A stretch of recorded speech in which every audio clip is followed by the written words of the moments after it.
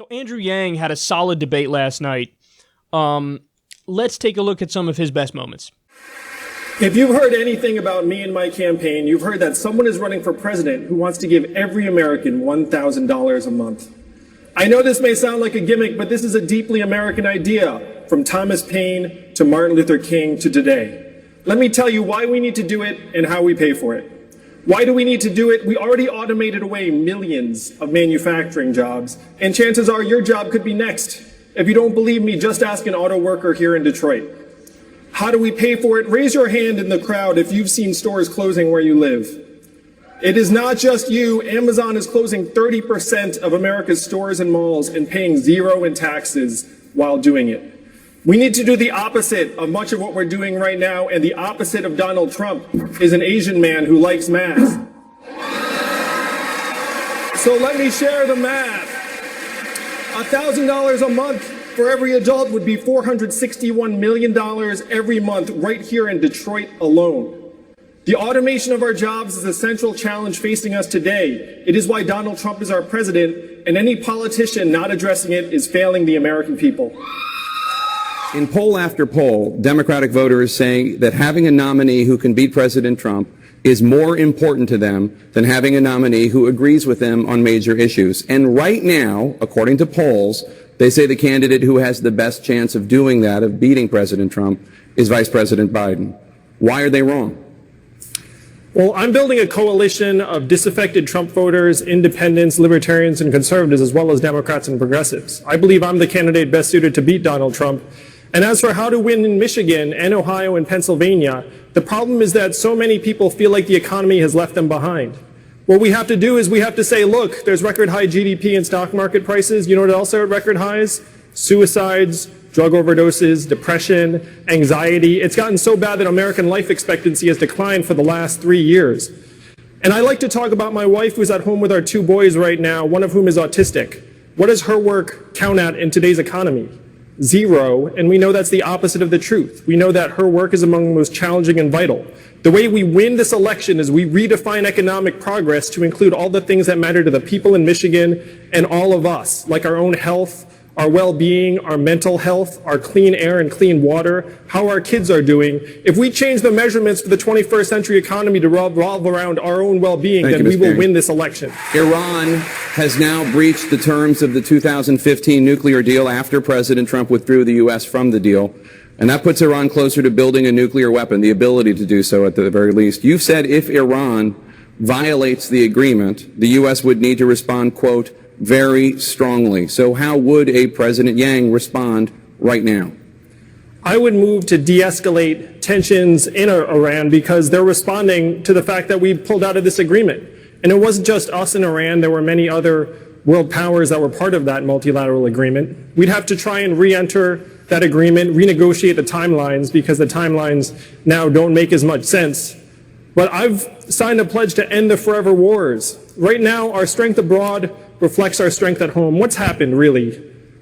We've fallen apart at home, so we elected Donald Trump, and now we have this erratic and unpredictable relationship with even our long-standing partners and allies.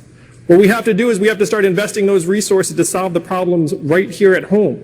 We've spent trillions of dollars and lost thousands of American lives in conflicts that had unclear benefits. We've been in a constant state of war for 18 years. This is not what the American people want. I would bring the troops home, I would de-escalate tensions with Iran, and I would start investing our resources in our own communities. You know what the talking heads couldn't stop talking about after the last debate? It's not the fact that I'm somehow number 4 on the stage in national polling. It was the fact that I wasn't wearing a tie. Instead of talking about automation and our future, including the fact that we automated away 4 million manufacturing jobs, hundreds of thousands right here in Michigan, we're up here with makeup on our faces and our rehearsed attack lines, playing roles in this reality TV show. It's one reason why we elected a reality TV star as our president. We need to be laser focused on solving the real challenges of today, like the fact that the most common jobs in America may not exist in a decade, or that most Americans cannot pay their bills. My flagship proposal, the Freedom Dividend, would put $1,000 a month into the hands of every American adult, be a game changer for millions of American families. If you care more about your family and your kids than my neckwear, enter your zip code at yang2020.com and see what $1,000 a month would mean to your community.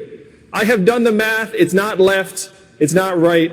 It's forward. And that is how we're going to beat Donald Trump in 2020. Okay, so apart from that last line, which I think is, I don't like that line. It's not left, it's not right, it's forward. I don't like that one. But everything else was really on point. And nobody's happier than me that Andrew Yang did well in this debate. Because most of you will probably remember, before the first debate, I predicted that Andrew Yang would do really well, and so well that he would indeed get a bump in the polls. I have never been more wrong in a prediction in my entire life. Because Andrew Yang did not do well at all in the first debate. But in this debate, he did really well. And I knew I couldn't be that wrong about it. I knew I couldn't be that wrong. Well, now I feel somewhat vindicated. So, Andrew Yang, wonderful job. He was interesting, he was engaging, he was unique. He was different from a lot of the candidates on stage. He was more assertive and forceful. The first debate, he just seemed very meek up there. So we'll see. You know, I hope in the case of candidates like Tulsi and Yang, I just hope that they're not so far back that they don't get a noticeable bump.